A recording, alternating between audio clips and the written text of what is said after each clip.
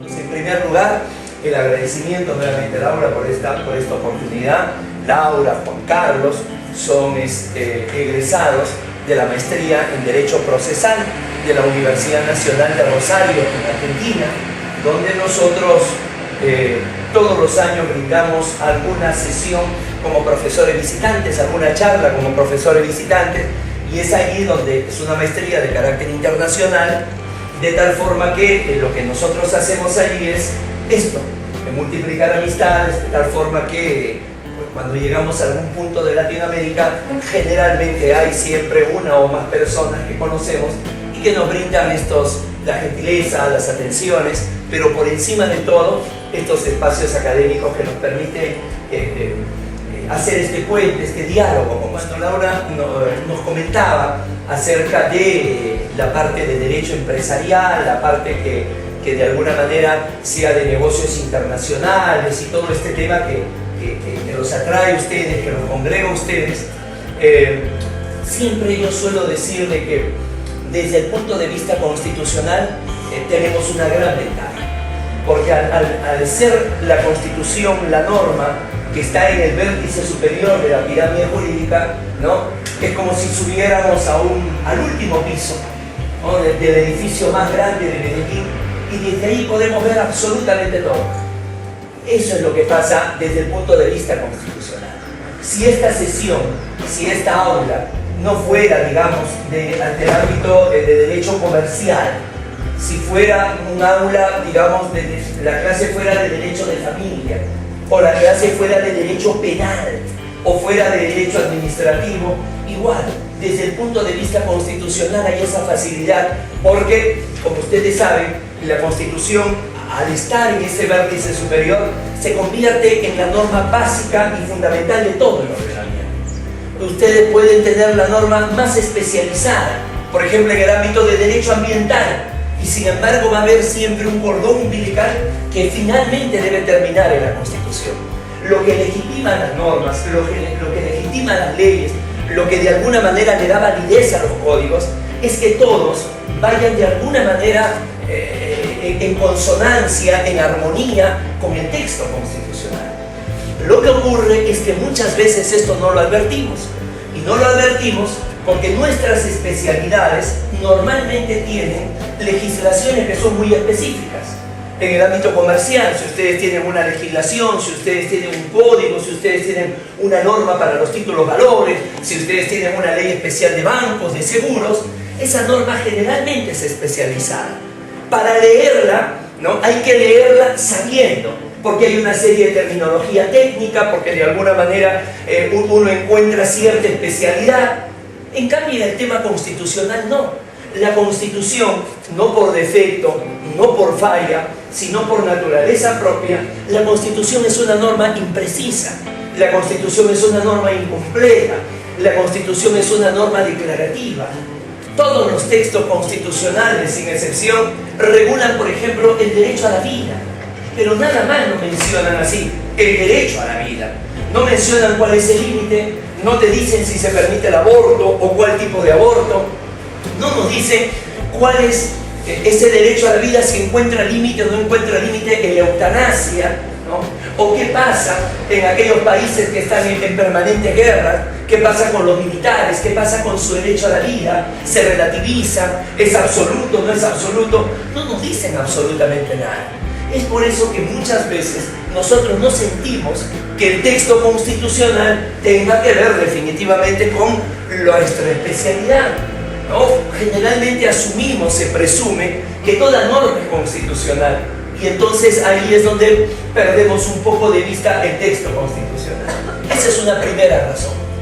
Otra segunda razón por la que a veces dentro de nuestra especialidad, de lo que nosotros soñamos como abogados, no advertimos con la Constitución, es porque la Constitución durante mucho tiempo, durante los 200 años que tiene el constitucionalismo, ha sido siempre asumida como una Constitución política. Es decir, cuando a alguien se le preguntaba por la Constitución, todo el mundo imaginaba la organización del Estado, el Ejecutivo, el Legislativo, el Judicial, el control que se tenía, interpoderes, ¿no? ¿Cuáles son los otros órganos constitucionales? El Consejo de la Judicatura, la Contraloría General, el Ministerio Público, y siempre se asociaba a la Constitución con eso. Y si había algo jurídico de la Constitución, repito, era algo declarativo, era algo enunciativo. Derecho a la vida, derecho a la igualdad, derecho al debido proceso y a la tutela jurisdiccional efectiva, derecho de asociación, de educación, pero nada concreto. Entonces esto, quieras o no, señores alumnos, ha creado un divorcio entre lo que viene a ser el estudiante de Derecho, el que se está formando en Derecho, con el tema constitucional. El tema constitucional es visto casi como algo declarativo, es visto como una circunstancia, muy bien, ¿no? Es la norma más importante, pero no la sentimos de que sea vinculante, de que sea obligatoria para nosotros. Y ustedes tienen una fortuna, ustedes tienen una suerte que no hemos tenido ni su profesora, ni yo, ni los que de alguna manera ya somos abogados. Ustedes están viviendo una nueva etapa en el derecho, una nueva forma de entender el derecho. Se llama la constitucionalización del derecho. Esta denominada constitucionalización del derecho es un término acuñado allá por 1998. En Bristol, Inglaterra, hay un Congreso Mundial de Derecho y hay un jurista italiano, vive aún, su nombre es Riccardo Guastini, lo cita mucho la Corte Constitucional Colombiana, por ejemplo, lo van a encontrar en alguna jurisprudencia. Este señor Riccardo Guastini presenta a ese Congreso una ponencia, que claro, un Congreso Mundial estaba autorizado en francés, así que lo presenta en francés. Y se llamaba la constitucionalización del ordenamiento jurídico. Dos puntos, el caso italiano. Y lo que hace en ese momento Guastini es dar 7 características sobre cómo podemos reconocer si nuestro país, si Italia, para el caso de él, era un país donde el derecho se había constitucionalizado o no se había constitucionalizado. Como ustedes imaginarán, este congreso termina con un libro de ponencias, los artículos se van extendiendo, se van traduciendo, viene internet, y es un término que el día de hoy se menciona en toda facultad de Derecho, en todo coloquio jurídico, en toda especialización. Esas 7 características que, repito, él señalaba solamente para el caso italiano, finalmente ustedes lo ven y dicen, sí, este es el caso de Colombia. Yo lo veo y digo, sí, este es el caso peruano. Lo ven en Argentina y dicen, sí, es decir, lo que él hizo solamente para su país, finalmente sirvió de plantilla para reconocer a todos los demás países.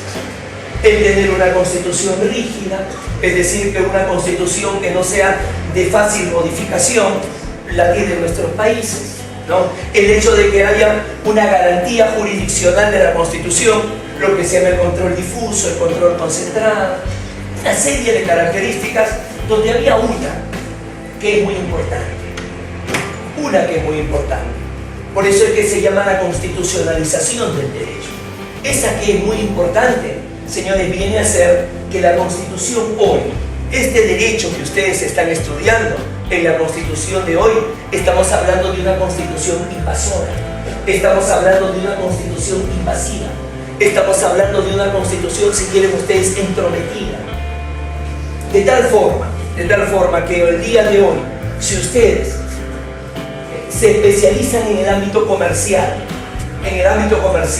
y finalmente ustedes celebran un contrato, o ustedes en base a un determinado negocio, se hace una norma, gracias, ese contrato, esa norma, con seguridad, va a estar bajo el ojo censor de la Constitución.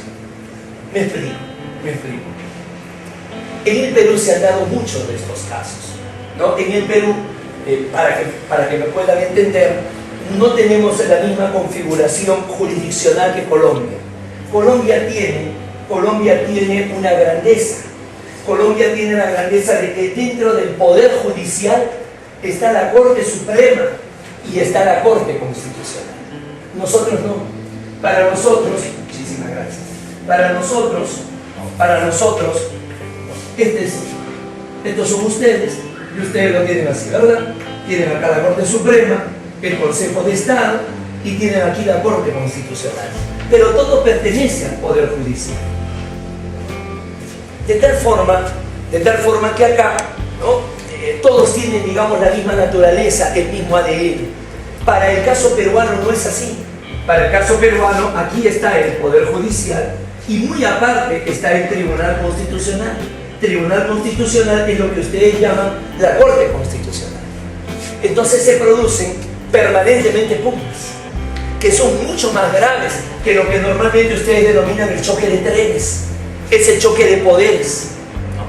Y lo que es más, señores, cuando se ven temas relacionados a derechos fundamentales, señores, resuelve primero el Poder Judicial, en primera y segunda instancia en el Perú.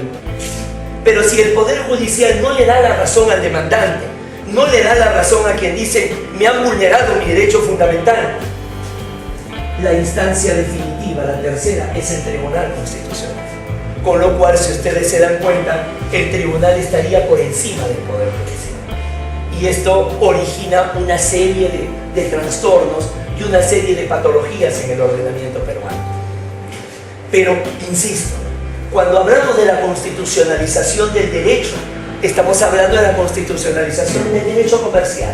Por ejemplo, durante mucho tiempo, la Corte Interamericana de Derechos Humanos se negó de manera rotunda a reconocer los derechos fundamentales de las personas jurídicas. Decía no, los derechos fundamentales son inherentes a nosotros, que somos personas naturales. Pero digamos, si la Universidad Luis Amigó, ¿cómo va a tener derechos fundamentales? Una empresa, ¿cómo va a tener derechos fundamentales? Y señores, finalmente, en ese ámbito de constitucionalización del derecho, fue entrando con fuerza una idea. Los derechos fundamentales son de nosotros, las personas. Pero hay un derecho fundamental que es el derecho de asociación. Y asociados podemos formar una persona jurídica. Ergo, las personas jurídicas tienen derechos fundamentales. Eso recién se ha logrado reconocer, repito, con la constitucionalización del derecho. Primer gran paso.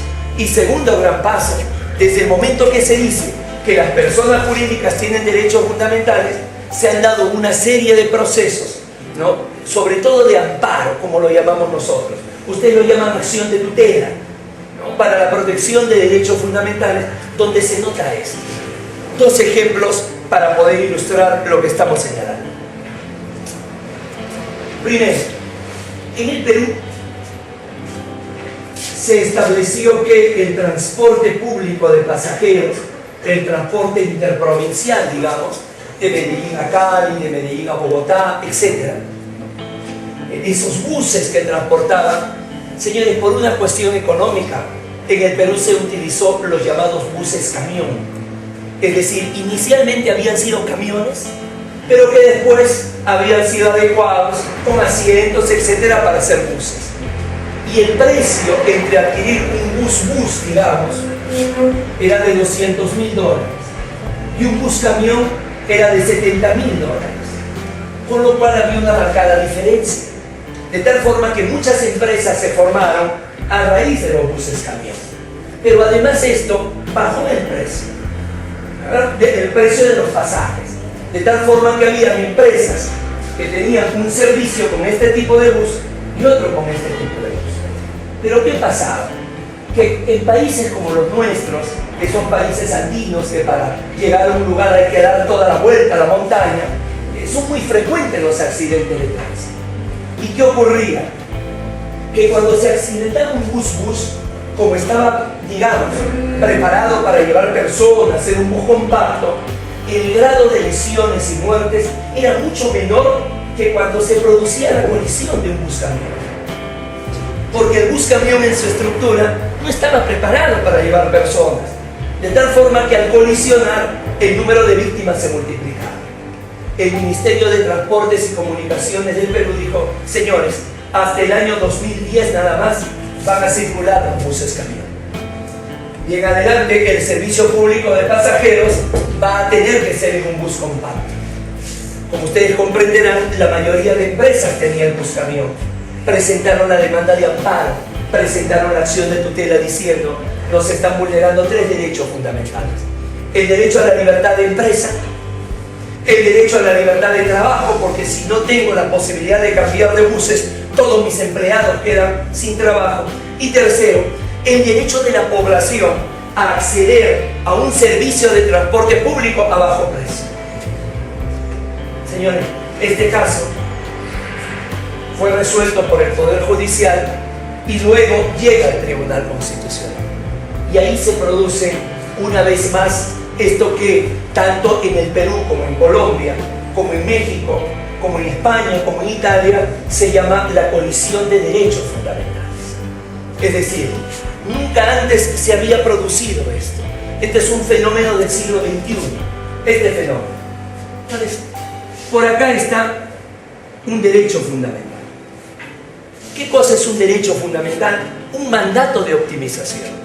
Cuando a ti te dicen, tú tienes el derecho a la libertad de expresión, es un mandato de optimización. Es decir, el Estado te garantiza lo mejor posible tu derecho a la libertad de expresión. No se va a avanzar. ¿Correcto?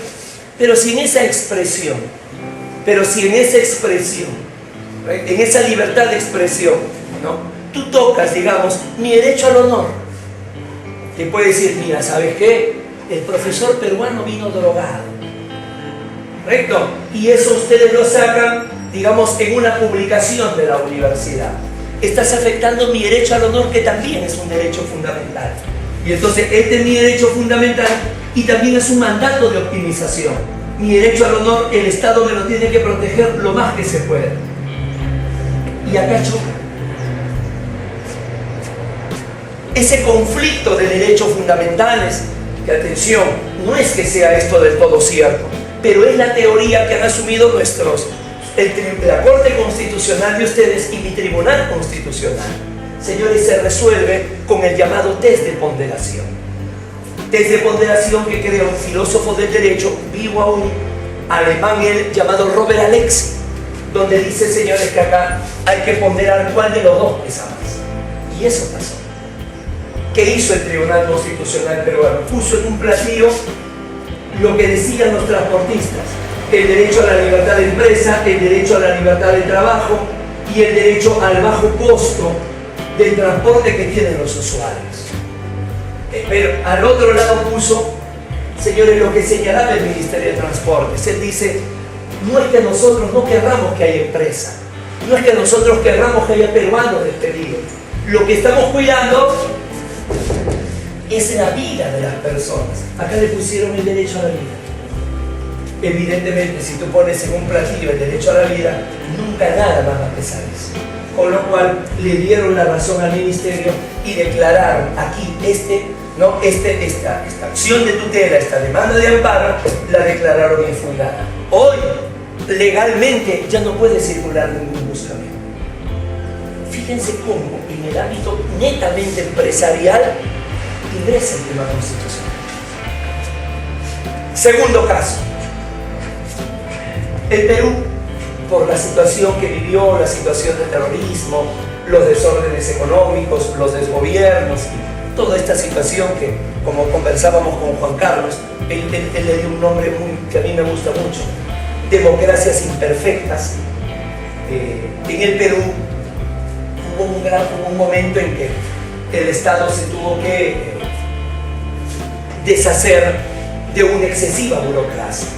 Entonces, si una persona había estado trabajando 10 años, 30 años en el Estado, de pronto era despedida con una indemnización, ¿no? El Estado le daba esa indemnización.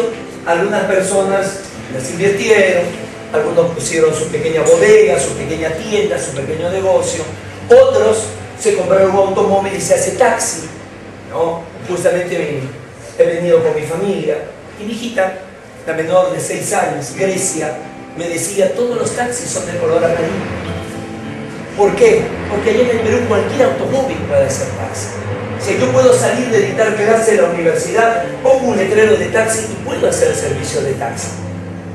¿Por qué? Porque justamente tanto fue el desempleo que había, que señores se liberó, ¿sabes qué? Tú puedes trabajar de lo que te alcance. Y entonces en medio de esa informalidad es que se produce el tema de los buses camión. Pero como ustedes podrán comprender, comprarse un automóvil del año también resulta costoso.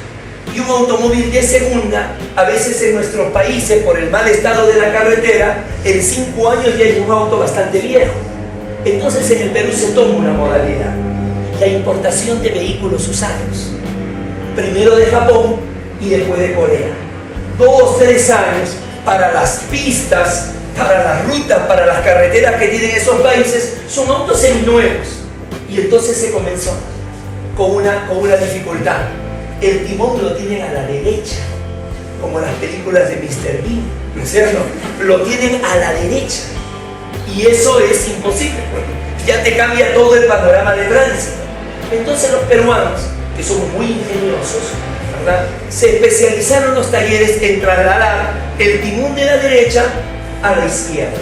Pero cuidado, señores, nunca va a ser igual que el original. De tal manera que eso implica un riesgo de por sí. Punto número 1. Y punto número 2, el auto estaba seminuevo, pero ¿saben qué cosa es lo que siempre va a tener un desgaste? El tema de la combustión, el tema de la contaminación ambiental. Hubo lo mismo. Otra vez el Ministerio de Transportes y Comunicaciones que dijo, hasta el año 2010 solamente se van a importar los vehículos usados. Después queda prohibida la importación de vehículos usados. La misma historia. Porque los importadores no es que te importen, no, ahora en noviembre para diciembre. Adelantan todas las embarcaciones que llegan con centenares y millares de autos de un año para otro. También presentaron su acción de tutela. Lo mismo.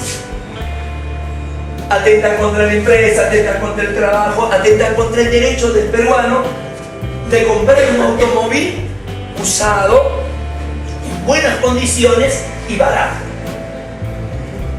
Mis dos primeros automóviles fueron de este tipo. Eran automóviles usados, automóviles coreanos, 4 o 5 años de antigüedad, que están en perfectas condiciones. ¿Sí? El timón cambiado, señores, ¿no? Repito, en el ingenio hasta lo hacían muy lindos. Pero ¿qué pasaba? El tema de la contaminación, es decir, el tema de la combustión, hacía, señores, al otro lado nuevamente el derecho a la vida, pero esta vez en la variante del derecho al medio ambiente sano y equilibrado. El amparo otra vez no prosperó, la tutela otra vez fue declarada infundada. Hoy ya no hay importación de vehículos usados para el ámbito comercial. Eso de allí, yo les aseguro que acá ustedes tienen más casuística que la mía. Porque uno de los modelos que tome el Tribunal Constitucional peruano es la Corte Constitucional colombiana. Ustedes tienen en materia constitucional una de las justicias más serias que hay en toda América. En toda América. Seguramente algunos fallos serán polémicos, no podremos estar de acuerdo, sobre todo aquellos que tienen una carga política, seguro. Pero las sentencias de la Corte Constitucional colombiana, señores, son referentes a nivel de toda América Latina. Yo diría que es la justicia constitucional más importante de toda América Latina. Y esto no lo digo porque esté en Colombia, estos señores lo señalamos en donde estemos. Y entonces, esto es, si ustedes quieren darle un valor agregado a su carrera, señores, esto de acá. Gracias. Esto de acá. Entonces, señores, hace 15 años, el estudiar Derecho Civil era, señores, tener el Código Civil. El estudiar Derecho Penal y Código Penal. Lo tenía todo. El estudiar Derecho Comercial era esto. Hoy día ya no alcanza. Porque esto se debe tener, al lado de esto, se debe tener el texto constitucional. Pero como el texto constitucional me dice casi nada, ¿qué es lo que debo de tener? Debo de tener la jurisprudencia, para el caso de ustedes, de la Corte Constitucional colombiana en materia comercial.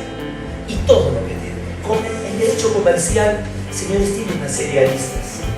no es solamente, digamos, el derecho empresarial si tú vas a poner una empresa, porque la empresa debe tener trabajadores, entonces debes tener la normatividad laboral.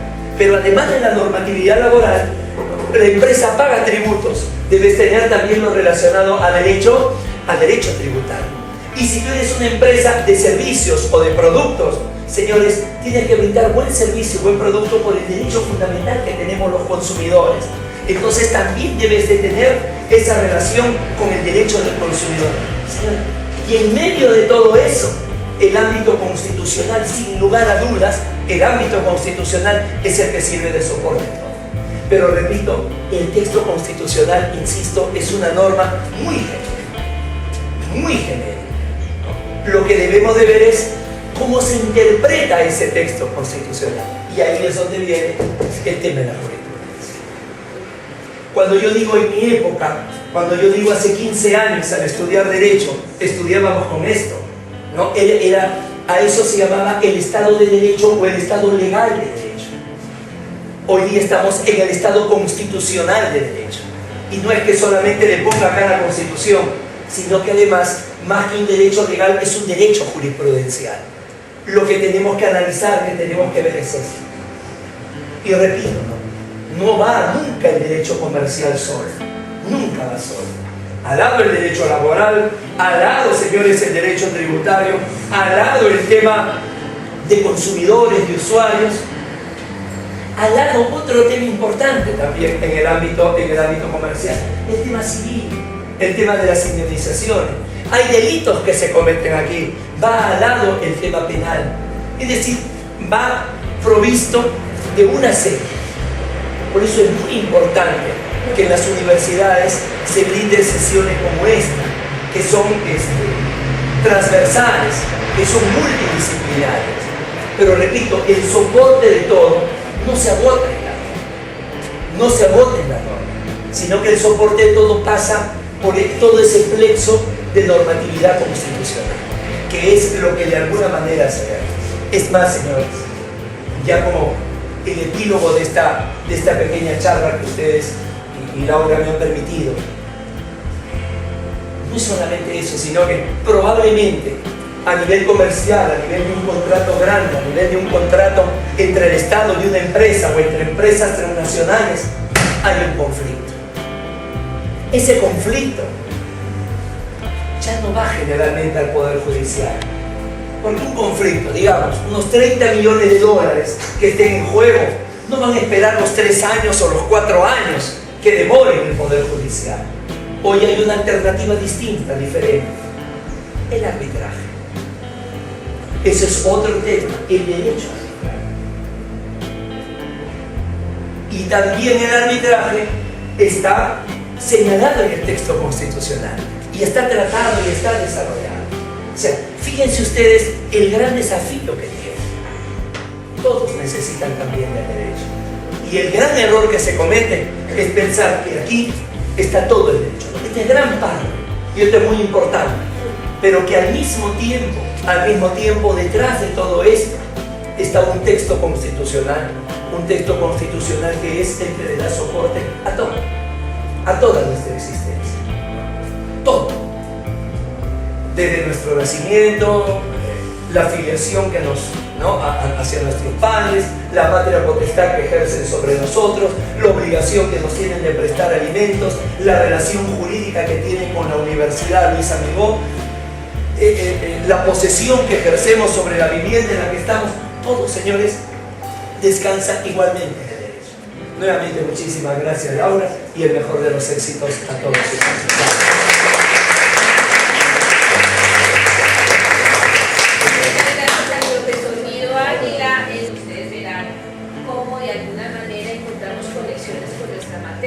Esta va a ser su casa, no solamente la universidad, sino también la ciudad de Medellín.